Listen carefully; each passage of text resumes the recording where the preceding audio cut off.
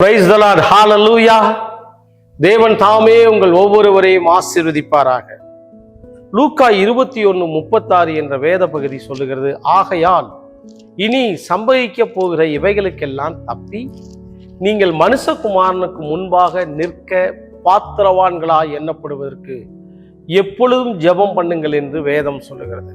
கிறிஸ்தவ வாழ்க்கை என்பது அனுபவத்தை அடிப்படையாக கொண்டு வாழ்கிற வாழ்க்கை அல்ல. கிறிஸ்தவ வாழ்க்கை கிறிஸ்தவ வாழ்க்கை என்பது தேவனை சார்ந்து வாழ்கிற வாழ்க்கையே கிறிஸ்தவ வாழ்க்கை.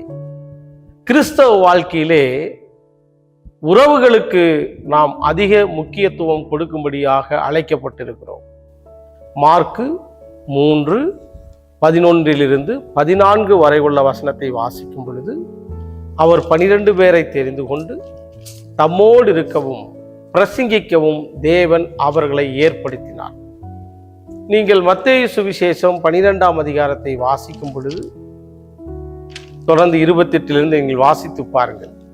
என்னோடு இராதவன் எனக்கு விரோதியாயிருக்கிறான், என்னோடு இராதவன் சிதறடிக்கிறான் என்று எழுதப்பட்டிருக்கிறது.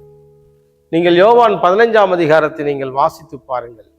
என்னில் நிலைத்திராத கொடி எதுவோ அது வாடி போகும், என்னில் நிலைத்திராத கொடி எதுவோ அதை அறுத்து போடுகிறான், என்னில் நிலைத்திராத கொடி எதுவோ அது கனிகளை தருவதில்லை என்று வேதம் சொல்லுகிறது. எனவே கிறிஸ்தவ வாழ்க்கை என்பது தேவனை சார்ந்து தேவனுக்கு முன்பாய் நிற்கிற ஒரு வாழ்வே கிறிஸ்தவ வாழ்வு. இதை குறித்து எலியா தேவனுக்கு முன்பாக நின்ற பொழுது அவன் வாழ்க்கையில் வந்த ஆசீர்வாதங்களை குறித்து நாம் பார்க்க போகிறோம். நீங்கள் என்னோடு கூட சேர்ந்து 1 ராஜாக்களின் புஸ்தகம் 19ஆம் அதிகாரம் 11வது வசனத்தை வாசியுங்கள். 1 ராஜாக்கள் 19ஆம் அதிகாரம் 11வது வசனம் நாம் வாசிக்க கேட்போம். 1 ராஜாக்கள் 19ஆம் அதிகாரம் 11வது வசனம். அப்பொழுது அவர் நீ வெளியே வந்து கர்த்தருக்கு முன்பாக பர்வதத்தில் நில் என்றார். கவனிங்க, எலியாவின் வாழ்விலே பல கட்டங்களை பார்க்கிறோம். எலியா என்பவன் நம்மை போல பாடுள்ள மனிதன் என்றே வேதம் சொல்லுகிறது. இந்த எலியா தேவனால் வல்லமையாய் பயன்படுத்தப்பட்டது ஒரு பக்கம் இருந்தாலும் எலியா உயிருக்கு பயந்தவனாக இருந்தான் என்பது நமக்கு புரியும். அக்கினை இறக்கின எலியா பயந்துதான் மலை மேலே ஏறி உட்கார்ந்து கொண்டான். அக்கினை இறக்கின எலியா பயந்துதான் ஆகாப்புக்கு முன்பாக,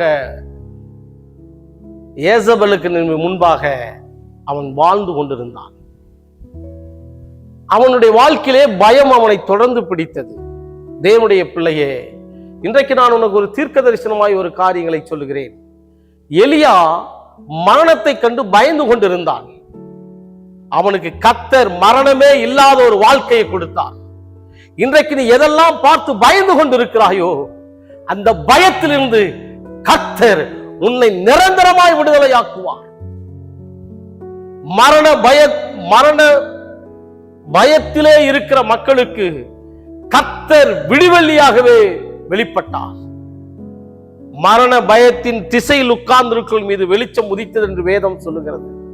இன்றைக்கு நீ உன் எதிர்காலத்தை குறித்து பயந்து கொண்டிருக்கிறாய். உனக்கு வளமான வாழ்வை கர்த்தர் கொடுப்பார். உன் பிள்ளைகளை குறித்து கவலைப்பட்டுக் கொண்டிருக்கிறாய். கர்த்தர் உன் பிள்ளைகளை மகிமையாக வைப்பார். நீங்கள் கிரியைக்குரியவர்கள், உங்கள் பிள்ளைகள் தேவனுடைய மகிமைக்குரியவர்கள். உங்கள் பிள்ளைகள் வாழ்விலே தேவனுடைய மகிமையை காண்பீர்கள். தேவனுடைய பிள்ளையே, உன் பிள்ளைகளின் எதிர்காலங்கள் ஆசீர்வதிக்கப்பட்டிருக்கும். கர்த்தர் உன் பிள்ளைகளை ஆசீர்வதிப்பார். எதெல்லாம் பார்த்து நீ பயப்பட்டுக் கொண்டிருக்கிறாயோ அவைகளிலிருந்து கர்த்தரை விடுவிக்கவே நம்முடைய குமாரனை அனுப்பினார். ஜீவகாலம் எல்லாம் மரண பயத்தின் அடிமைத்தனத்தில் தவித்திருந்தவர்களை விடுதலையாக்க தேவன் மனிதனாக வெளிப்பட்டார். ஆகையால் பிள்ளைகள் மாமிசத்தையும் இரத்தத்தையும் உடையவராயிருக்க அவரும் அவர்களை போனாராம். மரண பயத்திலே இருக்கிறவர்களை விடுவிக்கும்படியாகவே இயேசு மனிதனாக வெளிப்பட்டார். அவர் மனிதன் அல்ல, தேவாதி தேவன். உன்னை பயத்திலிருந்து விடுதலையாக்க கர்த்தர் மனிதனாக வெளிப்பட்டார். தேவனுடைய பிள்ளையை பரிசுத்த ஆவியானவரோடு இருக்கிறார். நமது தேவனுடைய தீர்க்கதரிசி டாக்டர் வி எசேக்கியா பிரான்சிஸ் சொன்னது போல, வீர் கொண்டெழுவீர் வீரரே, இயேசு மகாராஜான் முன்னே செல்லுகிறார். ஹல்லேலூயா, ஹல்லேலூயா. நமக்கு இந்த பலத்தோடு போகும். அனுப்புகிறவர் தேவனுடைய ஆவியானவர். கர்த்தர் நம்மோடு கூட இருக்கிறார். பரிசுத்த ஆவியானவர் உன்னை ஆசீர்வதிப்பார். தேவனுடைய பிள்ளையை எலியா மரணத்தை குறித்து பயந்தான். அவனுக்கு மரணமில்லாத வாழ்வை தேவன் கொடுத்தார். அவன் நம்மோடு இணைந்து கொண்டான். புதிய ஏற்பாட்டு பரிசுத்தவான்களாகிய நம்மோடு அவன் இணைந்து கொண்டான்.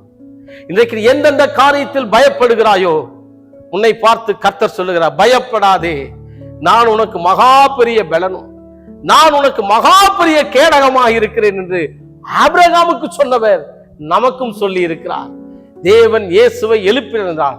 பிதாக்களுக்கு பண்ணப்பட்ட வாக்குத்தத்தத்தை அவருடைய பிள்ளைகளாகிய நமக்கு அவர் நிறைவேற்றினார் என்று அப்போஸ்தலர் 13:33 நாம் பார்க்கிறோம். தேவனுடைய பிள்ளையே, நீ எதெல்லாம் குறித்து பயப்படுகிறாயோ அவைகளிலெல்லாம் இருந்து கர்த்தர் விடுவிக்கிறார். எலியா மரண பயத்தில் இருந்தான், அவனை அதிலிருந்து விடுவித்தார். இன்று வரைக்கும் அவன் மரணத்தை காணாதவனாக இருக்கிறான். முன்னையும் அப்படி ஆசீர்வதிப்பார்.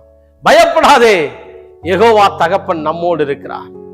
கானானியர்கள் எதிர்க்கலாம், எல்லோரும் எதிர்க்கலாம், யெகோவா தேவன் நம்மோடு இருக்கிறார். சர்வ வல்லமையுள்ள கர்த்தர் நம்மோடு இருக்கிறார். அவர் நம்மை ஆசீர்வதிப்பார். இன்றைக்கு வேத புத்தகத்திலிருந்து எலியாவுடைய வாழ்க்கையிலே செய்த காரியங்களை பார்க்க போகிறோம். நீங்கள் 1 ராஜாக்கள் 17ஆம் அதிகாரம் 1வது வசனத்தை வாசியுங்கள். 1 ராஜாக்கள் 17 வசனம் 1.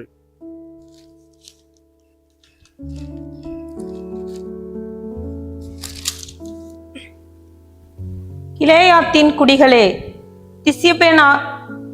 திஸ்பியனாகிய எலியா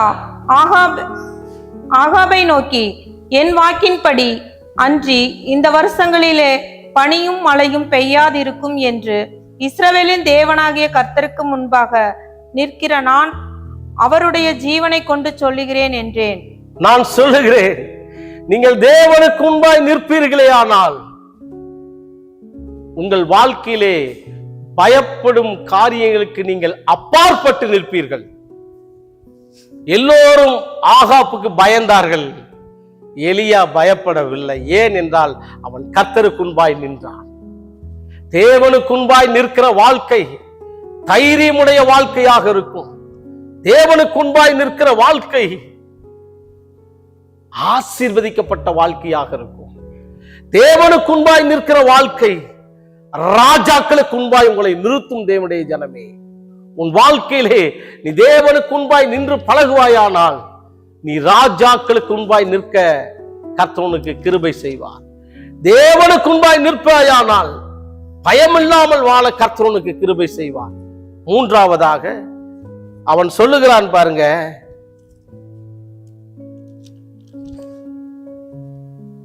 என் வாக்கின்படியே அன்றி இந்த வருஷங்களிலே பனியும் மழையும் பெய்யாதிருக்கும். தேவனுடைய பிள்ளையே, நீ கர்த்தருக்கு முன்பாய் நிற்பாயானால் இயற்கையின் மேலே கர்த்தருக்கு ஆளுகையை தருவார். இயற்கையின் மேலே கர்த்தருக்கு ஆளுகையை தருவார். தண்ணீர்களில் நடக்கும் பொழுது அவைகள் உன்மேல் புரளுவதில்லை. அக்கினியில் நடக்கும் பொழுது அவைகள் உன்மேல் பற்றுவதில்லை. காரணம், தேவனுக்கு முன்பாய் நிற்கிறவர்கள் இயற்கையின் மீது அதிகாரமுடையவர்களாக மாறுகிறார்கள். அவர்கள் வாழ்க்கைகள் இயற்கைக்கு அப்பாற்பட்ட அற்புதங்கள் நிறைந்த வாழ்க்கையாக இருக்கிறது. அற்புதங்களை குறித்து தப்பா பேசாதிருங்கள். அற்புதங்கள் அவசியம். யோவான் ஒரு அற்புதத்தையும் செய்யவில்லை என்று சொல்லுகிறார்கள். யோவான் அற்புதத்தை செய்யாவிட்டால் என்ன? நமது ஊழியம் என்பது வேறு, யோவானின் ஊழியம் என்பது வேறு. யோவானின் ஊழியம் அற்புதங்களினாலும் அடையாளங்களாலும் அங்கீகரிக்கப்படவில்லை. உங்களுடைய ஊழியமும் உங்களுடைய வாழ்க்கையும் என்னுடைய வாழ்க்கையும் விசுவாசிகளால் நடக்கும் அடையாளங்கள் யாவன என்று இயேசு சொன்னார். நமது வாழ்க்கை அற்புதங்களும் அதிசயங்களும் நிறைந்த வாழ்க்கைக்கு கர்த்தர் நம்மை அழைத்திருக்கிறார். எனவே அற்புதங்கள் தேவையில்லை, அதிசயங்கள் தேவையில்லை என்று பேசுவதை நிறுத்துங்கள். தேவனுக்கு முன்பாய் நிற்கிறவர்கள் இயற்கைக்கு அப்பாற்பட்ட அற்புதங்களை செய்கிற சூப்பர் நேச்சுரல் வல்லமையினால் நிறைக்கப்படுகிறார்கள். அவர்கள் இயற்கையை ஆளுகிறவர்களாக இருக்கிறார்கள். உங்கள் வாழ்க்கையும் இயற்கையை ஆளும்படியாக கர்த்தர் வைக்கிறார். தேவன் தமது குமாரனை அனுப்பின காரணம், இப்பிரபஞ்சத்திலிருந்து தேவன் நம்மை விடுவிக்க தம்முடைய குமாரனை அனுப்பினார். தேவனுடைய பிள்ளையே, எலியா முதலாவது கர்த்தருக்கு முன்பாய் நின்றான், இரண்டாவது ஆகாப்புக்கு முன்பாய் நின்றான். யாரெல்லாம் தேவனுக்கு முன்பாய் நிற்கிறார்களோ அவர்கள ராஜாக்களுக்கு முன்பாய் நிற்பார்கள். பயந்தல்ல, அதிகாரமுடையவர்களாக நிற்பார்கள். உங்கள் வாழ்க்கையும் கர்த்தர் அப்படி மாற்றுவார். இப்பொழுது எலியா நமக்கு எல்லாரும் தெரியும், அவன் கர்த்தருக்காக வெகு பக்தி வைராக்கியமாயிருந்தான். பாகாலின் தீர்க்கதரிசிகளை கொலை செய்தான். அப்பொழுது அவனுக்கு சொல்லப்பட்ட வார்த்தை, ஒரு ஸ்திரீயின் வார்த்தை நிமித்தம் அவன் ஓடி போகிறான். 19ஆம் அதிகாரத்துக்கு நேராய் திருப்புங்கள். 1 ராஜாக்கள் 19ஆம் அதிகாரம் 1 வாசிக்க கேட்போம். எலியா செய்த எல்லாவற்றையும் அவன் தீர்க்கதரிசி எல்லாரையும் பட்டயத்தாலே கொன்று போட்ட செய்தி அனைத்தையும் ஆகாப் ஏசபேலுக்கு அறிவித்தான்.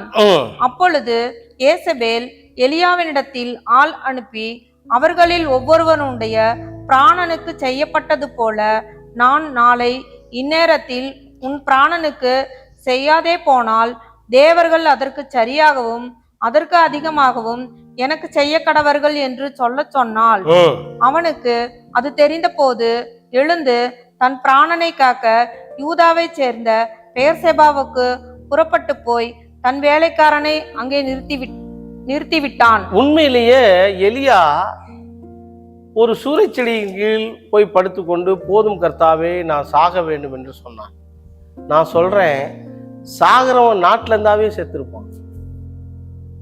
அவன் ஏன் ஓடி போகணும்? அப்படி அர்த்தம் என்ன? அவன் வாழணும்னு விரும்பினான். ஒரு பெயர் அளவுல தான் போதும் கர்த்தாவே என் ஜீவனை எடுத்துக்கொள்ளுன்னு சொல்றானே வெளிய, ஜீவனை எடுத்துக்கொள்ளணும்னு சொல்றான். வீட்டுல இருந்தாவே போதும், அவன் ஆட்டோமேட்டிக்கா என்ன பண்ணிருப்பா, எலியாவுடைய தாயை வெட்டி போட்டிருப்பா. இவன் ஓட வேண்டிய அவசியம் என்ன? அப்படின்னா அவன் வாழ வேண்டும் என்று விரும்பினான். இப்ப எலியா எங்க போனானா? வசனம் பாருங்க, வசனம் 3 19:3. அவனுக்கு அது தெரிய வந்தபோது எழுந்து தன் பிராணனை காக்க யூதாவை சார்ந்த பெயர்செபாவுக்கு போனான். இந்த பெயர்செபாவுக்கு போனான் என்று வேதம் சொல்லுகிறது. வேதம் என்ன சொல்லுகிறது? பெயர்செபாவுக்கு போனான். பெயர்செபான்னா என்ன தெரியுங்களா அர்த்தம்? உடன்படிக்கைன்னு அர்த்தங்க. பெயர்செபானா என்ன அர்த்தம்? உடன்படிக்கைன்னு அர்த்தம். பெயர்செபானா என்ன அர்த்தம்? ஈசாக்கு பெயர்செபாவுக்கு போய் அங்கே ஒரு பலிபீடத்தை கட்டினான் என்று வேதத்தில் வாசிக்கிறோம். பெயர்செபாவில்தான் அபிமெலேக்கும் ஆபிரகாமும் உடன்படிக்கை பண்ணி கொண்டார்கள். அப்ப பெயர்செபா என்பது உடன்படிக்கை. அப்ப சாக வேண்டும் என்ற ஒரு மனுஷன் உடன்படிக்கைக்குள்ள கடந்து வந்தான். பாருங்க பாருங்க, சாகரனுக்கு யாருக்கா தூக்கம் வருமா சார்? தூக்கம் வருங்களா?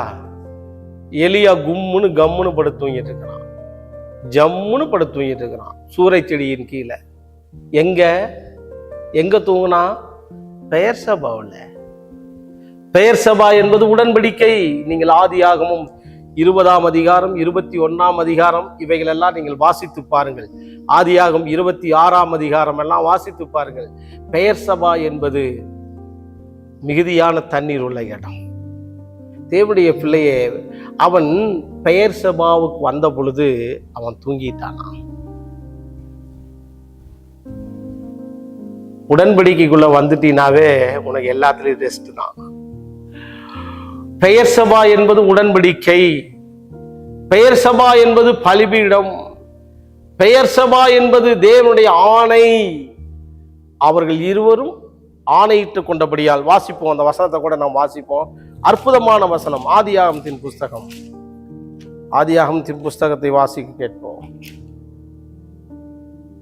21ஆம் அதிகாரம் 28 33 வரையுள்ள வசனங்களை வாசிப்போம்.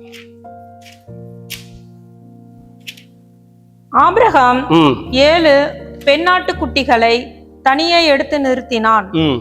அப்பொழுது அபிமெலேக்கு ஆபிரகாமை நோக்கி, நீ தனியே நிறுத்தின இந்த 7 பெண்ணாட்டு குட்டிகள் என்னத்திற்கு என்று கேட்டான். அதற்கு அவன், நான் இந்த துறவு தோண்டினதை குறித்து நீர் நற்சாட்சியாக இந்த 7 பெண்ணாட்டு குட்டிகளை என் கையில் வாங்கிக் கொள்ள வேண்டும் என்றான். அவர்கள் இருவரும் அவ்விடத்தில் ஆணையிட்டு கொண்டபடியால் அந்த இடம் பெயர்செபா எனப்பட்டது. 33வது வசனம். ஆபிரகாம் பெயர்செபாவிலே ஒரு தோப்பை உண்டாக்கி சதா காலம் உள்ள தேவனாகிய கர்த்தருடைய நாமத்தை அவ்விடத்தில் தொழுது கொண்டான். அப்ப பெயர்செபா என்பது அழிக்குமிடம் அல்ல. எலியா பெயர்செபாவின் வனாந்தரத்துக்கு ஓடினானா. அப்ப வாழ வேண்டும் என்று விரும்புகிறவர்கள் கிறிஸ்து அண்டையிலே கடந்து வாருங்கள். வாழ வேண்டும் என்று விரும்புகிறவர்கள் தேவனுடைய வாக்கு தத்தங்களுக்கு நேராய் கடந்து வாருங்கள். வாழ வேண்டும் என்று விரும்புகிறவர்கள் பரிசுத்த ஆவியானவருடைய துணைக்காக வேண்டுங்கள். அவர் உங்களுக்கு துணை செய்கிறவர். பெயர்செபா என்பது சமாதானம், பெயர்செபா என்பது செழிப்பு, பெயர்செபா என்பது பலிபீடம். எலியா பெயர்செபாவின் வனாந்தரத்துக்கு வந்த பொழுது பாருங்க, தூங்கிட்டானா. உடன்படிக்கைக்குள்ள நீங்க வந்து பாருங்க, எல்லா விதத்திலும் உங்களுக்கு தேவன் இளைப்பாறுதலை தருவார். உங்களை வேர்வை சிந்தி அழைப்பதற்காக தேவன் உங்களை தெரிந்து கொள்ளவில்லை. வேர்வை சிந்தி உழைப்பது சாபம் என்று வேதம் சொல்லுகிறது. கர்த்தர் உன்னை ஆசீர்வதிக்க விரும்புவ நம்முடைய குமாரனை அனுப்பினார். நீ சுகமாய் வாழுவதற்கு, ஆசீர்வாதமாய் வாழ்வதற்கு தேவன் தமது குமாரனை பலியாக்கினார். எனவே ஆசீர்வாதம் நம்முடைய பிறப்புரிமையாக இருக்கிறது. பெயர்செபாவுக்கு கடந்து வந்த பொழுது சூறைச்செடியில படுத்து தூங்கிட்டானா. கண்ணு முழிச்சு பார்த்தான் பாருங்க, அவனுக்கு என்ன வைக்கப்பட்டிருந்ததான்? சூறைச்செடி கீழே அப்பமும் இறைச்சி தண்ணீர் அவனுக்கு வைக்கப்பட்டிருந்தது. அப்ப யாரெல்லாம் பெயர்செபாவின் வருகிறார்களோ அவர்களுக்கு என்ன தேவையோ அதெல்லாம் அவங்க தலைமாட்டிலையும் கால் மாட்டிலையும் இருக்குது. பிரைஸ் எல்லாம் நீ எங்கேயும் தேடி போக வேண்டிய அவசியம் உங்களுக்கு இல்ல. வாசிப்போம். 1 ராஜாக்களுக்கு திரும்பி சொல்லுவோம். 19ஆம் அதிகாரம் வாசிங்க, 4வது வசனத்திலிருந்து வாசிங்க. அவன் வனாந்திரத்தில் ஒரு நாள் பிரயாணம் போய் ஒரு சூறை செடியின் கீழ் உட்கார்ந்து தான் சாக வேண்டும் என்று கோரி, போதும் கர்த்தாவே, என் ஆத்துமாவை எடுத்துக்கொள்ளும், நான் என் பிதாக்களை பார்க்கிலும் நல்லவன் அல்ல என்று சொல்லி ஒரு சூறை செடியின் கீழ் படுத்துக்கொண்டு நித்திரை பண்ணினான். எங்க சாக போறவனுக்கு தூக்கம் வருமா? தூங்குவானா? தூங்கவே மாட்டான். ஆனா அவன் பாருங்க, சாகணும்னு விரும்பினவன் தூங்கிட்டானா. எங்க தூங்குனான்? பெயர்செபாவுல. உடன்படிக்கைக்குள்ள வரும் பொழுது உனக்கு சமாதானத்தினால கர்த்தரோட நிறைப்பார். தேவனுடைய பிள்ளையே, உன் ஊழியத்தை குறித்து கலங்கிட்டு இருக்கிறியா? தேவனுடைய பிள்ளையே, உன் குடும்பத்தை குறித்து கலங்கி கொண்டிருக்கிறியா? நான் உன்னை விட்டு விலகுவதும் இல்லை, நான் உன்னை கைவிடுவதும் இல்லை என்று கர்த்தர் சொன்னார். அவர் உன்னை ஆசீர்வதிப்பார். அவர் உனக்கு சொன்னதை செய்யும் அளவும் அவர் உன்னை ஒரு நாளும் கைவிட மாட்டார். ஒரு நாளும் கைவிட மாட்டார். உனது அவிசுவாசங்கள் தேவனை விட்டு உன்னை பிரித்து விடாது. நீங்கள் மார்க் 16ஆம் அதிகாரத்தை படித்து பாருங்க. உயிர்த்தெழுந்த தம்மை அவர்கள் விசுவாசியாமல் போனபடியால் அவர் அவர்களை கடிந்து கொண்டார். ஆனால் அவர்களை விட்டு விலகவில்லை. அவர் கிட்டே வந்தாராம், நீங்கள் உலகமெங்கும் போய் சுவிசேஷத்தை பிரசங்கம் பண்ணுங்கள் என்று அவர்களை ஆசீர்வதித்து அனுப்பினார். தேவனுடைய பிள்ளையை, உன் தேவனை புரிந்து கொள். நீ அவிசுவாசியா இருப்பதனால் உன்னை கடிந்து கொள்ளுகிறாரே ஒழிய தமது வல்லமையோ தம்முடைய இரக்கத்தையோ உன்னை விட்டு அவர் விளக்கவில்லை. அவர் உன்னை ஆசீர்வதிக்கிறவர். உன்னுடைய அவிசுவாசத்தின் நிமித்தம் தமது வல்லமையை அவர் உனக்கு தராமல் போகவில்லை. தேவன் நல்லவராக இருக்கிறார். இத்தனை நாள் உன் வாழ்விலே நீ பண்ண எல்லா மிஸ்டேக்கையும் தூக்கி எறி. கர்த்தர் உன்னை ஆசீர்வதிக்கிறவர் என்பதை புரிந்து கொள். ஆவியானவர் தேவனுடைய சித்தத்தின்படி நமக்காய் வேண்டுதல் செய்கிறார். மேலும் பரிசுத்த ஆவியினால் தேவனுடைய அன்பு நம்முடைய இருதயத்தில் ஊற்றப்பட்டிருக்கிறது என்று ரோமர் 5:5 தொடர்ந்து நாம் வாசிக்கிறோம். தேவனுடைய பிள்ளையே பெயர்சபாவின் வனாந்தரத்துக்கு வந்த பொழுது தூங்கிட்டான். பாருங்க, கண்ணு விழிச்சு பார்க்கும் பொழுது அவனுக்கு சாப்பாடும் அவனுக்கு தேவையானது எல்லாம் இருக்குது. 6வது வசனம் பாருங்க, அவன் விழித்து பார்க்கிற போது இதோ தழலிலே சுடப்பட்ட அடையும் ஒரு பாத்திரத்தில் தண்ணீரும் அவன் தலை மாட்டில் இருந்தது. அப்பொழுது அவன் புசித்து குடித்து திரும்பவும் படுத்து கொண்டான்.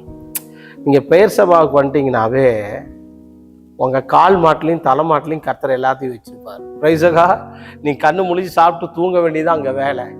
அந்த பெயர் சபால உங்களுக்கு எந்த ஒர்க்கும் கிடையாது. பீஸ்ஃபுல்லா சாப்பிட்டு பீஸ்ஃபுல்லா இருக்கிறதா பெயர் சபா வாழ்க்கை. அங்கிருந்து அவன் ஓரேப்பினும் தேவனுடைய பர்வதம் மட்டும் செல்கிறான். கவனிங்க, பெயர் சபாவுக்கு வந்த எலியா, அடுத்த வசனம் 8வது வசனம் பாருங்க.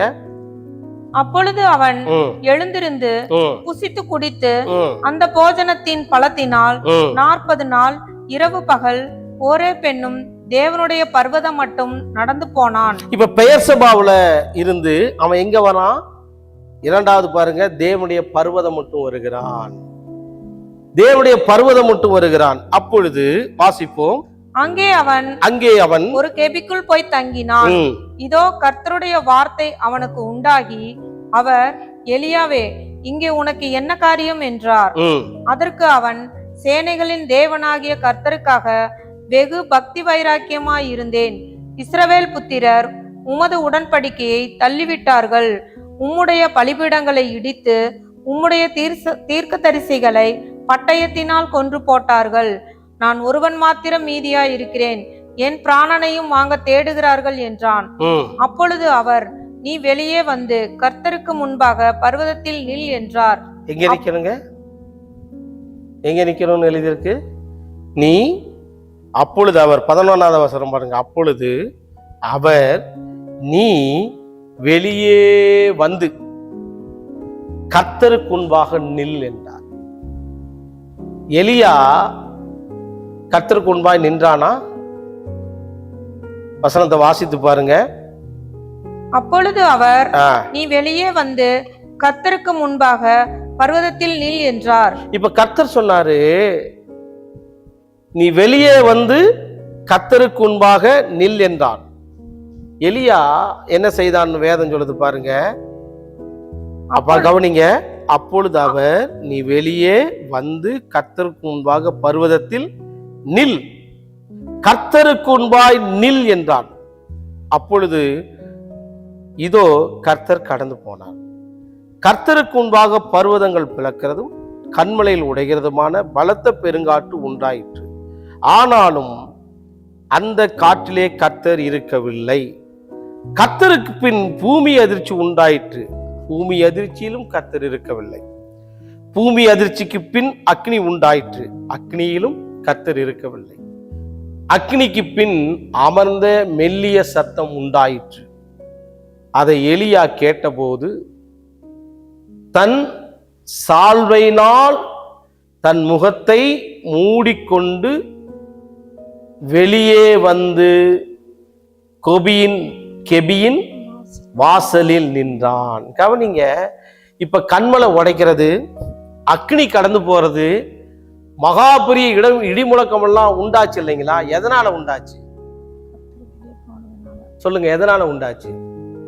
கர்த்தர் சொன்னாரு, கர்த்தருக்கு முன்பாய் வந்து நில்லுன்னாரு. இவன் கண்மலையில போய் கண்மலையில ஒரு கெபிக்குள்ள போய் ஒளிஞ்சுக்கிட்டானா? கர்த்தர் சொன்னாரு, கர்த்தருக்கு முன்பாய் நில்லுன்னாரு. நீ வெளியே வந்து பாருங்க, எங்க இருக்க சொன்னாரு? 11வது வசனம் பாருங்க. அப்பொழுது அவர், நீ வெளியே வந்து கர்த்தருக்கு முன்பாக பர்வதத்தில் நில்லினார். எலியா எங்க போய் தங்கினாரு? எங்க போய் தங்கினார்? வசனத்தை பாருங்க. அவர் எங்க இருந்தாருன்னு எழுதியிருக்கு 13வது வசனம். அதை எலியா கேட்ட பொழுது தன் சால்வையினால் தன் முகத்தை மூடிக்கொண்டு வெளியே வந்தான். அப்ப அண்ணன் வரைக்கும் எங்க இருந்தான் சொல்லுங்க? அவன் உள்ள இருந்தான். கர்த்தர் என்ன சொன்னாரு? வெளியே வந்து நில்லுனாரு. இவன் கண்மலையில தான் இருந்தான், கண்மலைக்குள்ள இருந்தான். கர்த்தர் கண்மலைக்குள்ள இருக்க சொல்ல வெளியே வந்து நில்லுன்னாரு. அப்ப தேவன் சொன்ன இடத்துல நீங்க இல்லாதபடினாலதான் மகா பெரிய கூச்சல், மகா பெரிய குழப்பம், மகா பெரிய அதிர்வு இவைகள் எல்லாம் இருந்தது. ஆனா ஒண்ணுலையும் கர்த்தர் இல்லை. வசனம் பாருங்க, 11வது வசனம். அப்பொழுது அவர், நீ வெளியே வந்து கர்த்தருக்கு முன்பாக பர்வதத்தில் நில் என்றார். ஆனா உள்ள பர்வதத்துக்குள்ள இருக்கிறானே ஒளிய இன்னும் வெளியே வரல. அப்பொழுது இதோ கர்த்தர் கடந்து போனார். பாருங்க, கர்த்தர் அவனை சந்திக்கல. ஏன் கர்த்தர் ஏன் அவனை சந்திக்கல? வெளியே வந்து நிக்க சொன்னாரு, இவர் உள்ளுக்குள்ள இருக்கிறாரு. கர்த்தர் போயிட்டாரு, கர்த்தர் கடந்து போனார். கர்த்தர் கடந்து போனதுனாலதான் என்ன நடந்ததான்? கர்த்தருக்கு முன்பாக பர்வதங்கள் புலக்கிறதா. அப்ப தேவன் ஒரு மனிதனை விட்டு கடந்து போனதுனாலதான் பயங்கரமான சத்தங்களை கேட்கிறான். உடைகிற மாதிரி சத்தம் எல்லாம் கேட்கிறான். அடுத்தது, கர்த்தருக்கு முன்பாக பர்வதங்களை பிளக்கிறதும் கண்மலைகளை உடைக்கிறதுமான பலத்த பெருங்காற்று உண்டாயிற்று. ஆனாலும் அந்த காற்றிலே கர்த்தர் இருக்கவில்லை. பாருங்க, அப்ப காற்றுல கர்த்தர் இல்லை. அதனாலதான் என்னது, கண்மலை உடையுது, பெரும் சத்தம் கேக்குது. காற்றிற்கு பின் பூமி அதிர்ச்சி உண்டாயிற்று. பூமி அதிர்ச்சியிலும் கர்த்தர் இருக்கவில்லை. அப்ப கர்த்தர் இருந்தா என்ன நடக்கும் சொல்லுங்க சார்? எல்லாம் சமாதானமா இருக்கும். கர்த்தர் இல்லாதனாலதான் பெருங்காற்று உண்டாகுது, கர்த்தர் இல்லாதனாலதான் பூமி அதிர்ச்சி உண்டாகுது, கர்த்தர் இல்லாதனாலதான் கர்த்தருடைய சத்தத்தை அவன் கேட்க முடியல. ஏன்னா கர்த்தர் சொன்னாரு, நீ வெளியே வந்து நில். அவன் எங்க இருந்தான்? 13வது வசனத்துல, அதே எலியா கேட்டபோது தன் சால்வையினால் தன் முகத்தை மூடிக்கொண்டு வெளியே வந்து, வெளியே வருகிற வரைக்கும் பலத்த இரைச்சல், பூமி அதிர்ச்சி, கர்த்தருடைய சத்தம் கேட்கல.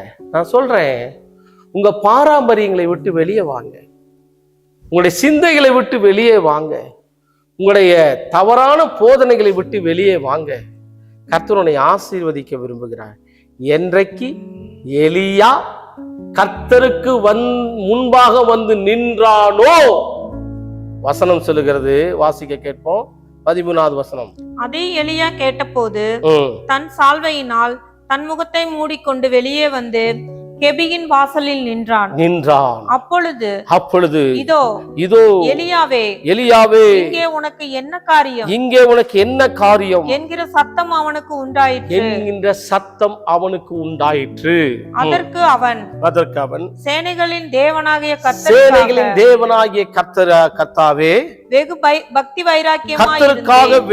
பக்தி வைராக்கியமாய் இருந்தேன். இஸ்ரவேல் புத்திரர் உமது உடன்படிக்கையை தள்ளிவிட்டார்கள். உம்முடைய பலிபீடங்களை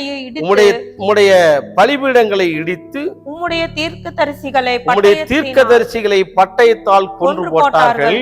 நான் ஒருவன் மாத்திரம் மீதியாயிருக்கிறேன், என் பிராணனையும் வாங்க தேடுகிறார்கள் என்றான். தேவனே, ஜனமே, தேவனுடைய பிள்ளையே, நீ தேவனுக்கு முன்பாய் நிற்பாயே ஆனால் கர்த்தருடைய ஆவியானவர் உன்னை பயன்படுத்துகிற விதங்களை நான் தீர்க்க தரிசனமாய் சொல்லுகிறேன்.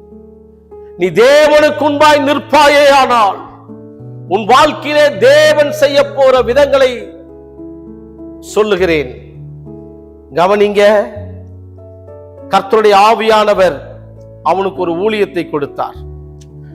15வது வசனத்தை பாருங்க. அப்பொழுது கர்த்தர் அவனை பார்த்து, நீ தமஸ்குவின் வழியாய் வனாந்தரத்துக்கு திரும்பி போய் ஆசேக்களை சீரியாவின் மேலே ராஜாவாக அபிஷேகம் பண்ணு. அடுத்த வசனத்துல பாருங்க, தேவனாகிய கர்த்தர் யெகூவை அபிஷேகம் பண்ணினார்.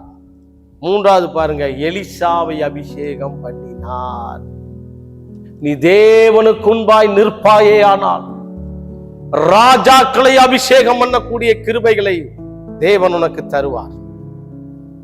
தேவனுக்கு முன்பாய் நிற்பாயே ஆனால் உன் ஊழியம் மிகுந்த வல்லமை நிறைந்த ஊழியமாக மாறிவிடும்.